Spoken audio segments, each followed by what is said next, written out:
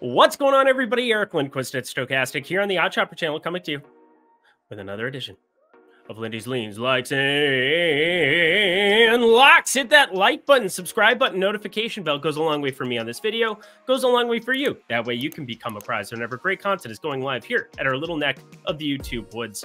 Excited to be coming to you on Tuesday. It's my birthday. It's good stuff. Rejoice. Or don't. Some of you won't. But anyway, Caesar Sportsbook, friends, rejoice in this.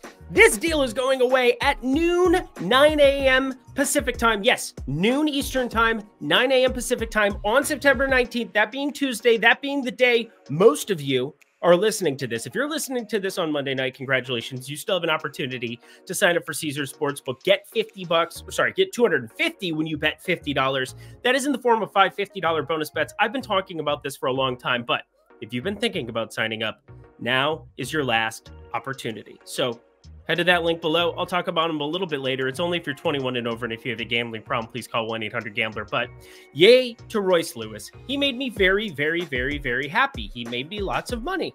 We want to be doing that with Miles Sanders here in the NFL streets too. That'd be great. If Nick Chubb can get in the box like you should against Pittsburgh, that would also be great and make me very, very happy. But either way, friends, we got producer Jacob on hand here. He's going to celebrate with me.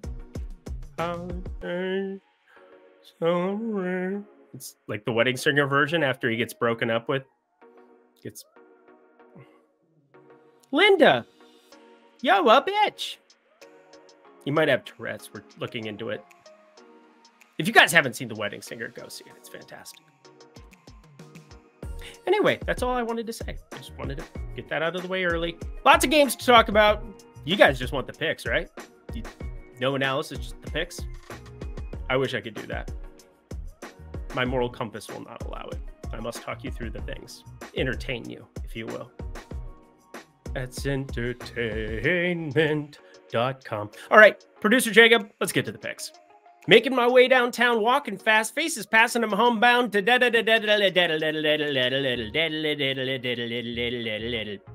Patrick Sandoval, Taj Bradley. We're cheering for one of these individuals, mainly because I have that AL East bet now on Tampa Bay. Baltimore, they're playing Houston. Please, Verlander, pitch well. I didn't bet anything in that game. I just would really like them to win. I will be betting that game on Tuesday.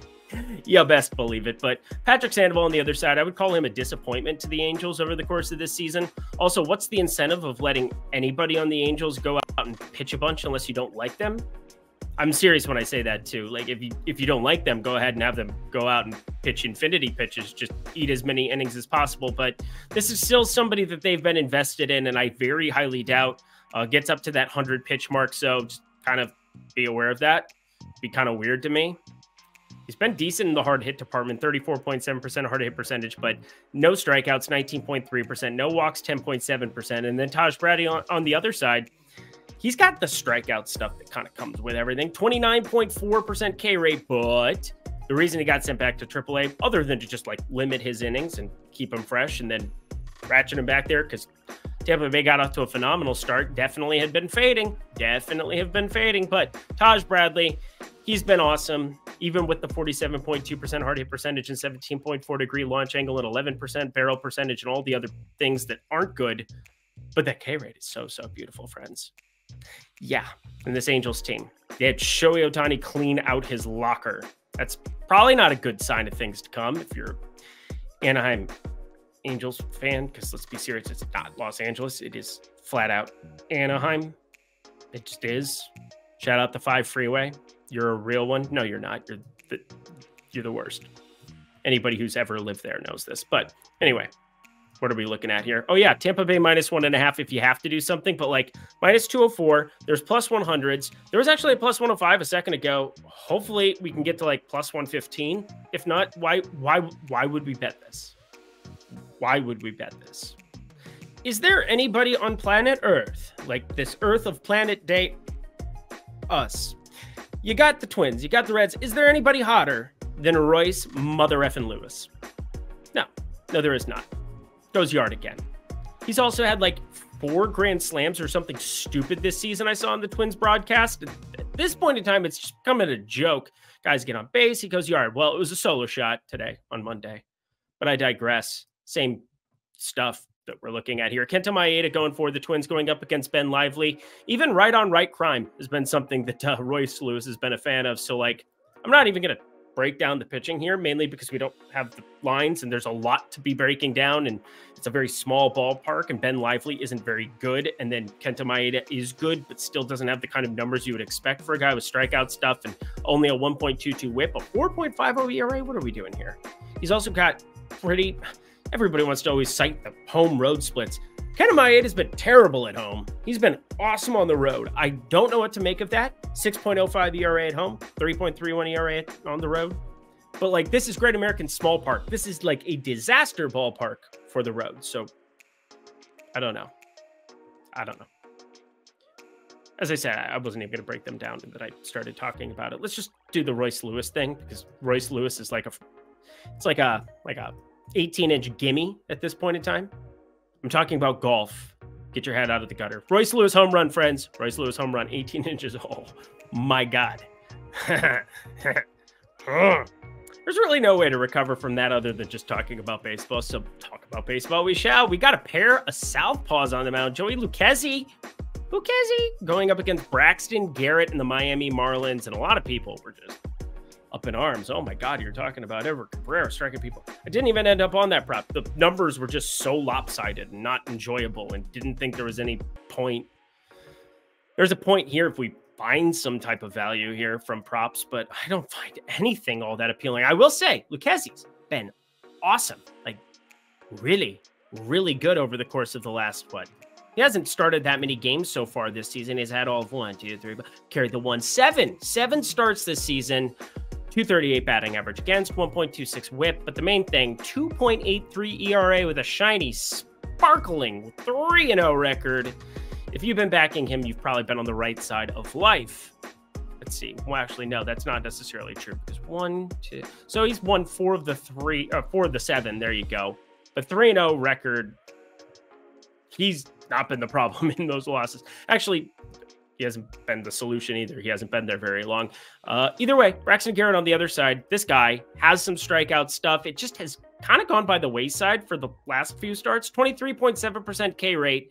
And as you work through some of his pitch mix, because that's kind of what I do the most of, you're looking at a guy with a sinker that is trying to induce a lot of weak contact, trying to drive it into the ground, because, well, if it gets hit hard. 45.2% hard hit percentage, and that is a little problematic, but I will say the Mets, they've been very interesting with the way that these back half of the lineups have looked in recent days. Omar Narvaez just playing more and more and more. No Francisco Alvarez, even though he's not dinged up. Pretty much a perfectly healthy team outside of the likes of, like, Starling Marte's been out forever. Brett Beatty got dinged up the other day. We'll see if he ends up in the lineup here on Tuesday, but probably not left on left. So there's not really any good options there for third base outside of, well, there's no good options at third base. It just kind of is what it is. But this whole game sucks. New York Mets money line. Just wanted to talk you through it. But again, everybody just wants the picks. Whatever. Finally, plays that I like. Oh, we found it. Jose Urania against a Rutledge. Sorry to his family, but, like, this is gross, friends. Jose Urania, the worst starter in baseball over the course of a 5-year sample size. He's just atrocious. And now this is just the example I brought up earlier. And it's kind of what I had in mind when I was saying they don't care about what you do. They don't care about how good you are. They don't care they just want you to eat innings. That's what Jose Urania is out there to do. And look at what he had to wear last game. 3 homers, 6 earned against the Twins. Did have 8 strikeouts, which is kind of wild, but 8.48 ERA, 1.88 whip between his time with Colorado and now the White Sox, and God knows where else. Basically, do you need a warm body to throw a ball at some guys for, like, or across a plate for, like, an hour and a half? Jose Urania is your guy. You'll pay him to do it. He'll work at parties. But either way, Rutledge on the other side, Jackson Rutledge, I know very little about him outside of the fact that I don't really like anything that I'm seeing from him. He's 6'8". He's tall. 18-incher. That was a callback joke. Very unnecessary if you're not listening to the whole program. You know what? Just ignore me in general. But a 17.18 ERA, that's an actual thing I'm looking at. But guess what? That doesn't really tell you anything because it's one start. It's one start. If you go to some of his minor league data, it's pretty clear cut that he's okay-ish. Like, he's okay-ish. At AAA, Rochester Red Wings this season, 4.44 ERA, 1.50. Okay, he's not good. He's really, really bad. And this is why we like this. Over 9.5. Why would we not fire this up? You could just get anybody out there. Just get anybody out there. And Jose Urena is going to be your dude. Over 9.5. He's going to give up runs to anybody. And this guy doesn't seem all that good. Yeah. Welcome to late season MLB, friends. Yeah. Screeching halt. Screech rip. Anyway, Yusei Kikuchi going up against Clark Schmidt. Pitchers I don't really like to back, even though Kikuchi we've kind of been fond of recently, taking some shots on some unders, had some inflated numbers against good teams. The Yankees are not a good team. This is just a very difficult ballpark to pitch in, but he's got the 25.4% K rate, 7% walk rate, and Clark Schmidt on the other side, very disappointing to these Yankees, but Toronto, they're trying to win baseball games. 41.6% hard hit percentage, 22.4% K rate. Seems decent enough to tee off on, but I think this Yankees team, you're going to see some rested iterations. I'm sure opening part of this stand after not playing on Monday, you're going to get Judge, you're going to get Stanton, you're going to get Glaber, you're going to get DJ LeMahieu. You're going to get the normal lineup, I would think. It can always break your direction for something like this where I'm leaning the under, mainly because are they going to fire them up on a day in, day out basis? I feel like teams like the Mets and the Yankees, where they have more money invested in these players, they have more to lose by just randomly putting them out there, putting their spring training into jeopardy or something of that nature. Whereas these small market teams, if you're not Bobby Witt, if you're not these other guys, and even then, you want him to get numbers because he's your hometown guy. Like, that is your dude. That is what you're basing your ball club around. So you want him out there just to roll morale. Win one for the Gipper. The Royals aren't going to win 50 ball games this year, are they? Maybe they are. I think they might have won their 50th today. I don't know. I didn't end up betting that Kansas City one either. Love how some of these leans have just been smashing and I don't fire them up in these spots. Definitely was the value side of that one. I think it had to score 4 in the 8th. Why am I talking about a game for a minute that was yesterday? Whatever. Under 8.5. I have things to do. Not saying that you don't have things to do too, but we have to talk about guys like Spencer Strider. And then what in the world Philadelphia is going to be doing here, because they're going to convert Christopher Sanchez into a bullpen role. They're going to practice some piggybacking, and I don't mind this. This is like practicing before the big game. You know, you're looking at a 3-game series, you know, a 5-game series or something of that nature. You're trying to win 3 games, try to find this rotation. You're obviously throwing Wheeler out there in the playoffs in any capacity. You're obviously throwing Aaron Nola out there in any capacity, but they don't really have that next dude in line. I think trying this out makes a lot of sense right now if you're the Phillies. You're not going to catch the Atlanta Braves, so you might as well just truly go for it and try to make something click here coming down to the end of the season, so that if it works, you can transition it into the playoffs. Because I don't like Christopher Sanchez and I don't like Michael Lorenzen as your third starter in either way, but I might like the combination of both of them together where you make a team try to platoon flip if they really want to try it. So that's the experiment we have here with a lefty and Christopher Sanchez, who gets the strikeouts, does those kind of things. And then Michael Lorenzen, who has that no-hitter on his resume, has kind of dissipated since then because they let his pitch count rise too high, and it was just stupid. I've had enough conversations about that to last me a lifetime the last month. But 4.06 ERA, 1.18 whip. I like the idea of trying to see how this works, especially against a really good team like Atlanta, where it's kind of like a dress rehearsal. It really is. Places. Spencer Strider, he's in the right place, friends.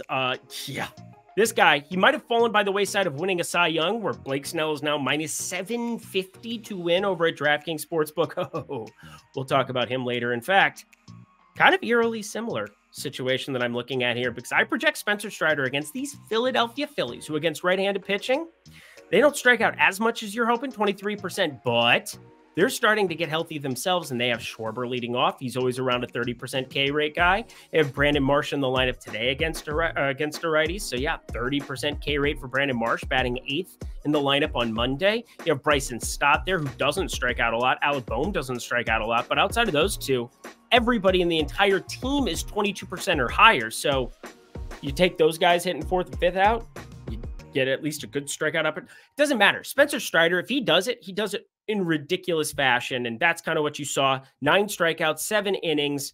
Was pitching a little bit more to contact towards the end of that, but nice to see him up to 110 pitches there. Atlanta, until they just completely shut the door on the 1 seed, you're going to see some pitches for young Spencer Strider here. And it was good to have him get on the right side of things, because 2.2 innings pitched, 65 pitches. That was because he was absolute shambles, got in walk troubles, was giving up hard hit all over the place. It was weird. It was weird.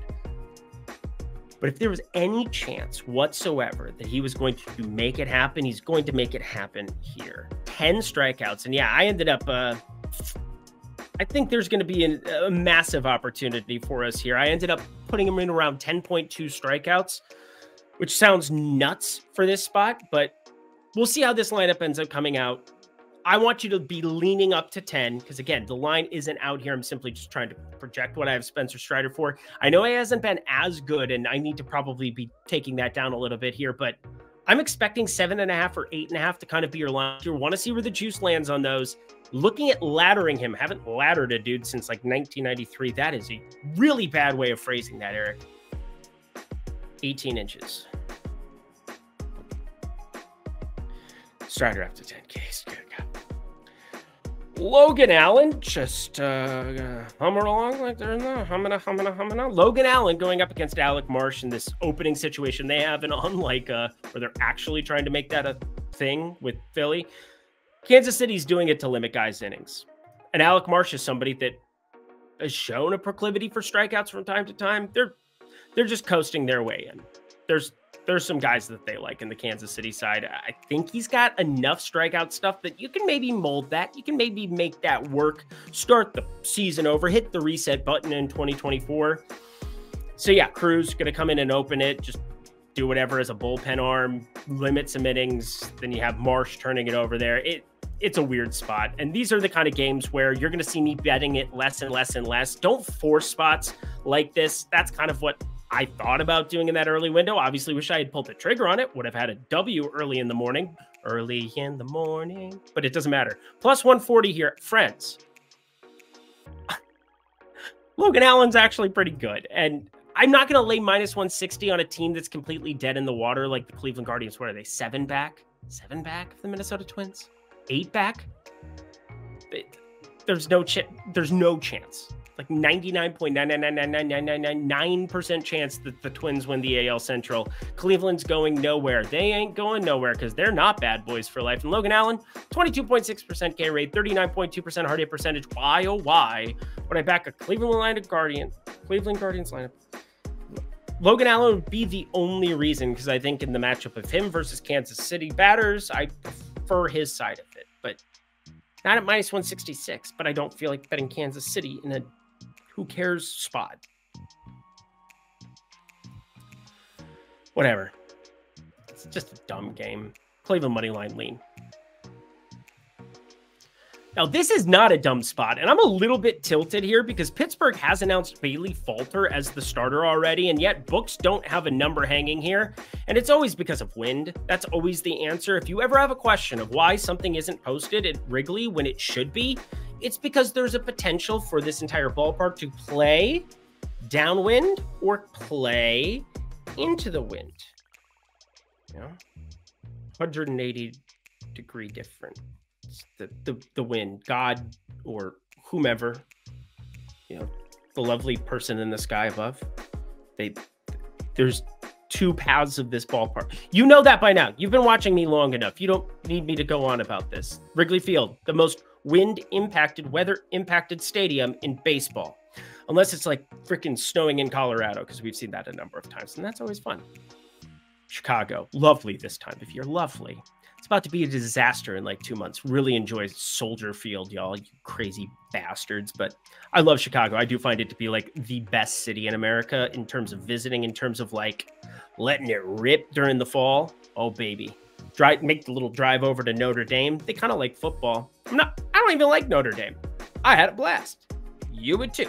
Javier Assad, though, we're going to have a blast backing him in some capacity here if the weather cooperates, if the numbers here cooperate, because this is a wild fact. And these are the kind of things that I look up from time to time when it's like, oh, you know, we don't have as many lines, or we're towards the end of the season where it's very hard to project out certain things. You're going to have unexpected. Expect the unexpected, if you will. Well, the Cubs, they continue to want to win, as they should. And Javier Assad, 3.11 ERA, 1.25 whip, not getting a lot of strikeouts, but check this shit out. First time all season long that he gave up 4 earned in a game was in Colorado last start. That's insane to me because, well, he's been starting for quite some time now. He had been a bullpen arm. He's had 27 games that he's appeared in, 9 starts, 3-3, 95 2/3 innings. First time that he gave up more than 3, that he didn't have himself in consideration for a quality start. Obviously, didn't have an opportunity to when he was closing, or when he was not closing, but in relief appearances. But I find that to be pretty great at avoiding disaster, at being able to do certain things that are just not necessarily indescribable by analytics, because I think I can describe it pretty well what he's doing. He's just basically taking all of his pitches, sinker, cutter, slider, change, 4-seamer, curve, and he's pitching well situationally. And I think that's so difficult to determine in data because a 9.3% barrel percentage, an 18.2% K rate, I would never go out of my way to say this guy is just electric. But because the fastball, he's using it nearly 50% of the time, it's been his best pitch despite the fact that it's not really getting the swing and miss you're looking for. It also has variations of a sinker and cutter that are still sitting like right around it in terms of velocity. The cutter, 92.6 miles per hour, the 4-seamer, 93.1 miles per hour. But one, he's utilizing completely to righties, nearly a 2-to-1 split. He's giving more righties the sinker. Phrasing, Eric. He's giving more lefties the 4-seamer. Phrasing, Eric.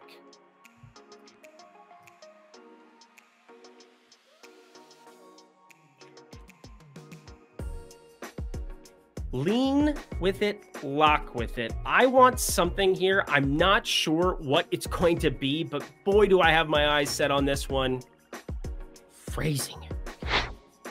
Bet 50, get 250. What a wonderful phrase. That's what I'm going for. You simply go to the link below. Ain't no passing craze. Well, it's going to be passing you if you don't get this in before noon Eastern time, 9 a.m. Pacific time on September 19th. That being this Tuesday. That being today when most of you are watching this video. If you're watching into the late night crew Monday night, you got yourself some time to sign up at Caesars Sportsbook for the first time. And let me just tell you, this is why you need to sign up. I don't give a shit that it's my birthday. I don't care about that. I care about making you money.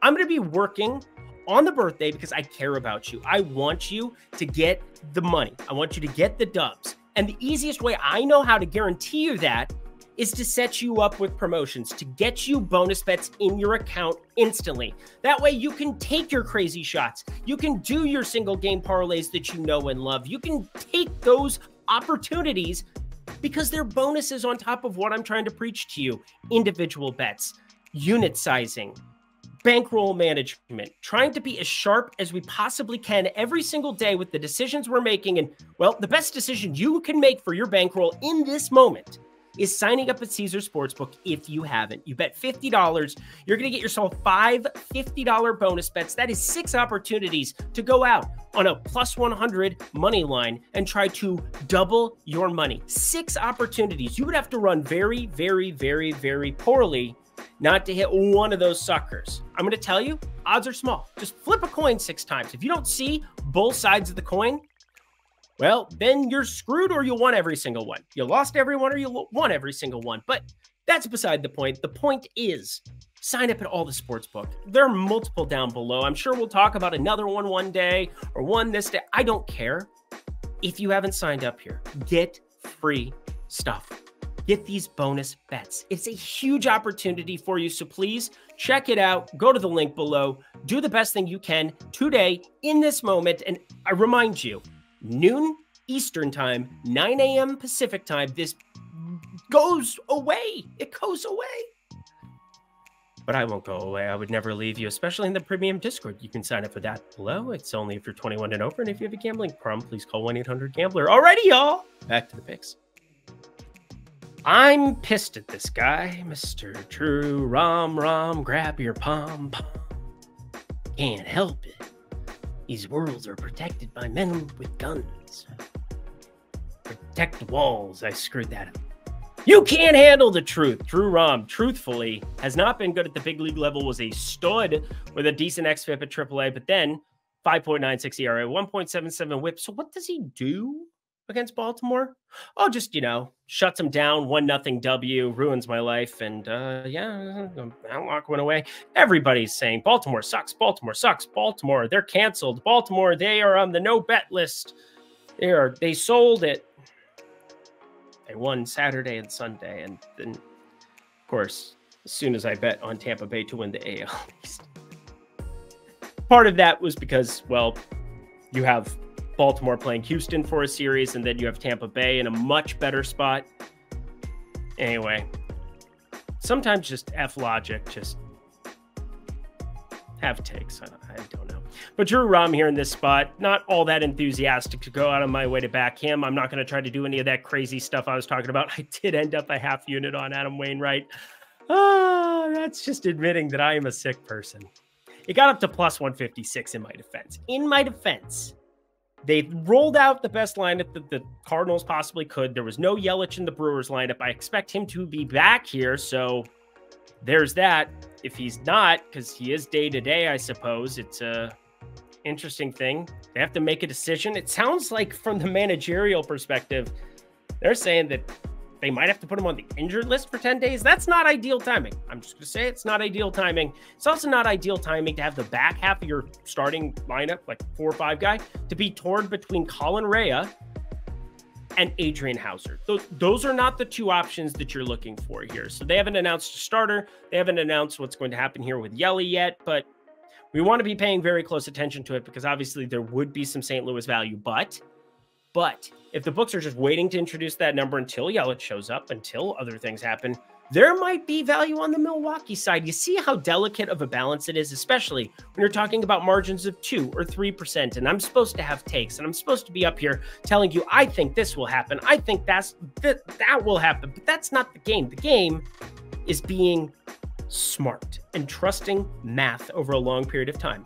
And then I try to give you unique takes about it, try to help you through your process for things. But in the end, you just want the plays. Here's the play. Milwaukee money line. I'm going to lean with them, even though the math is very, very delicate on both sides of this. Damian Rice, delicate, beautiful, beautiful song.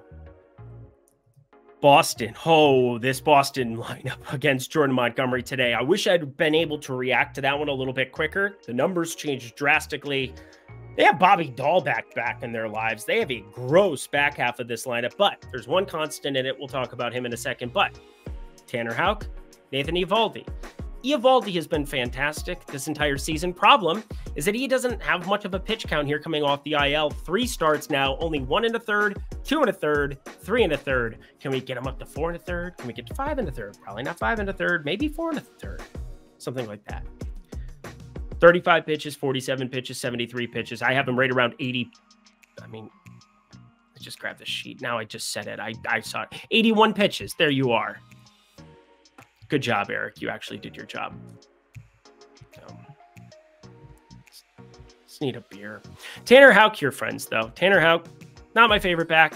Don't think we're going to be going that direction in any way, shape, form, instance, situation, day, especially this day. I'm not putting my hard-earned money on Tanner Houck. 44.2% hard hit percentage, 21.6% K rate, does have a 6.5% barrel percentage. And hey, I could have interest in anybody if the number's right. Give me plus 200 Boston, I'll fire them up. I'm not going to fire them up. I'm going to fire up one Boston player, though. Rafael Devers going up against Eovaldi. You put him against any righty, and you guarantee me 2 at-bats. I'll take my chances with red-hot Rafael.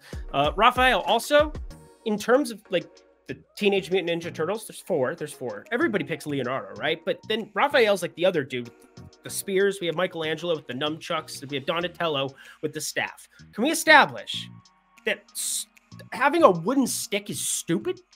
Like, why would you have a wooden stick when you could have a sword or nunchucks? Raphael, the best of the Ninja Turtles. Rafael Devers, the best of the Boston Red Sox. This dude absolutely mashes baseball to the tune of a 548 expected slugging, 55% hard hit percentage, 12.9 degree average launch angle. And yes, Eovaldi doesn't have that great launch angle, 6.2 degrees, but he gives up a 40.7% hard hit percentage. So somebody as skilled acumen as Rafael Devers, you might get an increased number because this will turn into a bullpen arm. They'll try to throw lefties out there. Texas still needs to win baseball games. This AL West is massively, massively important, but Devers is going to go long for us. How does that sound? Sounds nice to me. Producer Jacob saving the day. Raphael from the Ninja Turtles uses size, not spears, or it's the little fork thingies.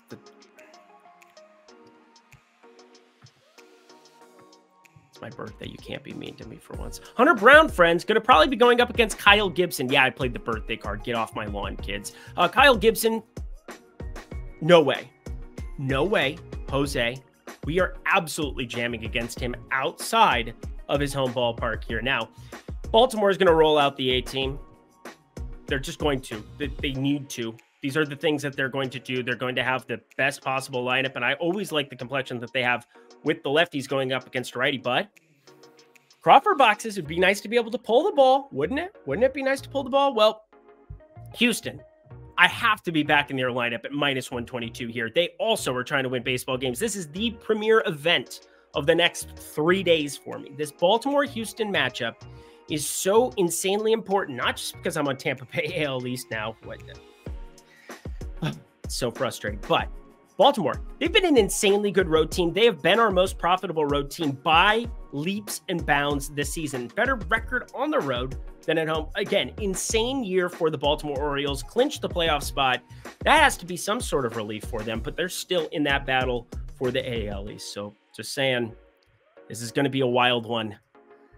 And I know Hunter Brown is somebody that I'm not in love with to the capacity that a lot of you are. We've tried to pick on him from time to time, but he's still really, really good. And I didn't deny that coming in. I would just say I'm underwhelmed by the 43.9% hard hit percentage, the 9.7% barrel percentage, but 27.3% K rate. And there's no way I'm backing Kyle Gibson against Houston here. 44.8% hard hit percentage, 266 expected batting average, sub 20% K rate. Houston don't have a problem. Please get down and get your eagle on. Minus 122, friends. Lock Central. This is just an insane number to me. Houston at home, minus 122. When you're rolling out the A team for both of these teams and one starter is drastically better than the other. I don't understand what we're doing here. I know Kyle Gibson has been better, and he's been inducing the ground balls, 11-4 ratio, ground ball to fly ball ratio, 10-5, 8-5, 12-6, 8-3. It's looked pretty good in that regard, but still, 1-3-7-3-4. His last 5 outings, that's his earned run numbers. I have no classy, fun way of putting that. Here's a classy way, fun way of putting this. Lock Central, your one lock. Let's fire it. Oh my God, Nick Chubb to the locker room.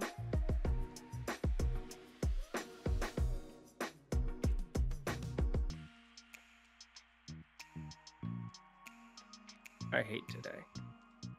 Luis Castillo going up against Paul Blackburn. Luis Castillo, pretty good. Good pitcher's park. Paul Blackburn on the other side.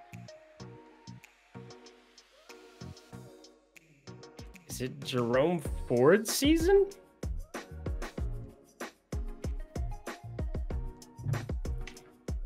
Football injuries are just the worst, aren't they? Anyway, Luis Castillo, let's talk a little baseball. Stop being dramatic here. It's my birthday. Played it twice. Sorry. I can do what I want to. do what I want to. Do what I want to. Luis Castillo, 225 expected batting average, 27.2% K rate, 9.4% barrel percentage. That's usually problematic. I talk about that on the road for him from time to time, but doesn't really apply here against Oakland. That's for sure. In this ballpark, against this lineup, you got to like Luis Castillo's chances to go berserk. Going to be a great DFS option for everybody. Somebody you could look at like stacking up some props, but I've got enough pitcher props I'm interested in. Two coming back to back. Yeah, back to back AAU national championships.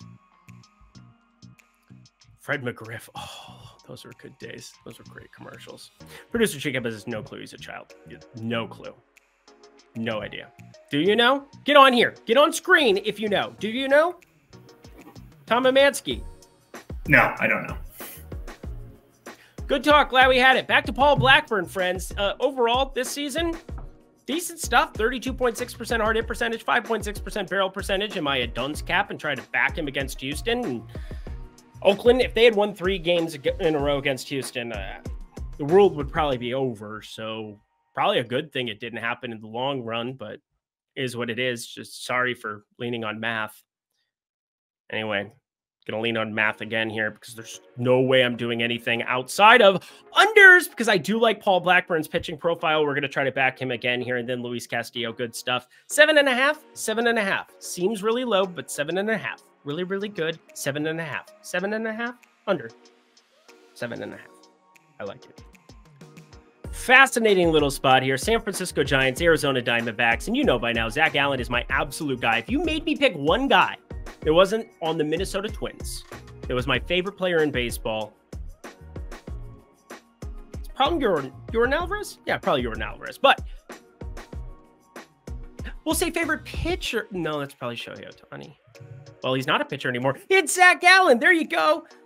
Get better, Shohei. We all miss you. But Zach Allen, friends, telling you right now, Zach Allen, he's been that dude this season. He hasn't been as good. I totally understand that Blake Snell should be the massive favorite that he is. We'll talk about him next. But Zach Allen, 45.8% hard hit percentage, not ideal. 9.4% barrel percentage, not ideal. But when that hard contact doesn't result in a whole hell of a lot, 316 xWOA, 427 expected slugging, yeah, it's a little bit high. But the 25.7% K rate, 5.3% walk rate, and his ability to just pitch, his ability to just eat innings year after year, 3.50 ERA, 1.11 whip. Been gross at times. 5 earned, 6 earned, 5 earned, 6 earned in recent spots. But overall, friends, Zach Gallen is absolutely that dude. And there's going to be some way that I can back him against this San Francisco team that, well, they screwed the pooch. So did Arizona, to be fair, but I want to do something fun here on the way out. And I'm not sure how I want to single game parlay this. Maybe this is what I cover on Lindy's Locks Update, because I very highly doubt Houston's going to change. Actually, I would expect Houston to change and move to like minus 140 by lock tomorrow. I think a lot of people are going to be seeing minus 122 over there, just jamming like me. So there you go. Unit and a half. Yeah, you heard me. But San Francisco, Arizona, do you think we want to be looking at Gallen 18 inches? Oh yeah, it's going to be great. Maybe 19, in honor of the great number, 19. Gallen's going to just go nuts. I want to look at 5Ks. I want to be looking at 7.5 or 8, where I kind of expect this over-under to be to open at. I expect Arizona money line to be the side that I'm probably going to be with for Gallen to back into some capacity. Now, forgive producer Jacob for the smallest type ever, but let me read it for you. Arizona money line, Zach Gallen 5+ Ks under up to 8. Yeah. If I were going to have another lock, if I were to have one more lock on the board, I think this would be it. Because this is a Blake Snell solidification of a Cy Young award. There should be no questions after this. We shouldn't have to compare how many innings. Now, Kadai Senga is my favorite pitcher when it comes to Cy Young voting. I would vote for him even in fewer innings. I think his stuff, you know what I think about his Ghost Fork. I'm excited for his final finale that will probably be doing something similar in some capacity. But I totally understand that Blake Snell is the rightful favorite. And I understand that the way that voters vote under this criteria and the way that we understand that voting works, Blake Snell should be winning. And hey, we've been on the right side of him pretty much this entire season. We targeted him early. We saw the telltale signs. It must have been like a Saturday start because I didn't do a video. I didn't bet anything on Blake Snell during some kind of like a turnaround. And then I saw his numbers and I said, oh, velocity's back, not walking as many dudes, looking fantastic. And since then, it's been all about Blake Snell. We were on the right side of that one too. So you're going to win some, you're going to lose some, but I think we've been winning more than we've lost over the course of the entire season. Totals, I'm down a little bit on the season. I'm way up on home runs, which I know not everybody has access to. And thank God that we've been able to get some underdog money lines through the spots. Because again, it was hairy there at the beginning of the season, but a massive, massive July, a massive, massive beginning of August, end of August, beginning September. We've really kind of solidified our profit for the season. And it's been because of guys like Blake Snell. We've been early to the party. We've been reacting. We've been not just saying, hey, it's my guy, I'm going to back him blindly, even though I just literally made the case for that with Zach Allen. Anyway, shiny toy, shiny new thing. Here you go. Woo, Blake Snell, friends. I think we just absolutely take him. We just take these Colorado Rockies behind the woodshed and, bad kids. Highest K rate in baseball against lefties. Chris Bryant back in the lineup, who, yeah, he's a powerful righty, but he also strikes out at an ungodly clip. You have Brennan Doyle. Doyle does not rule with a 35.3% K rate. And overall, Blake Snell, 31.4% K rate. I expect them to give him some leash here for maybe his last start of the season. If he absolutely mows dudes down, there's no point in him coming back again and pitching another game unless he just wants to go through the exercises of it. They held him to 91 pitches, and yet I think the ceiling is there to ladder it up to 10. I bet this opens around 7.5 or 8.5, but I'm looking at another ladder with Snell. That's why I have the up to 10 Ks on both of those players here on today's slate, both Blake Snell and Spencer Strider, your best extraordinary strikeout stuff starters in baseball and in the National League. Looking at both of them, laddering them up to 10.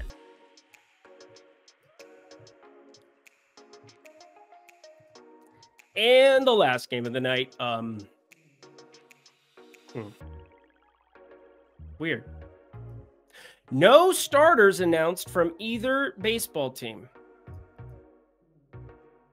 Huh. It's birthday time.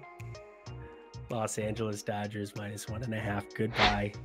And that does it for another edition of Lindy's Leans, Likes, and Locks. You know what to do. Go to that comment section below. Let me know your favorite plays that exist. I almost fell out of my chair. Let me know your favorite plays that exist here on a Tuesday slate.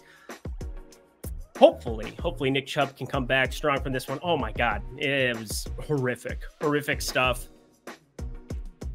On that happy note, happy birthday to me. Check out Caesars Sportsbook. Don't forget, friends, 12 p.m. Well, technically, but yeah, 12 p.m. So we're talking noon tomorrow, 9 a.m.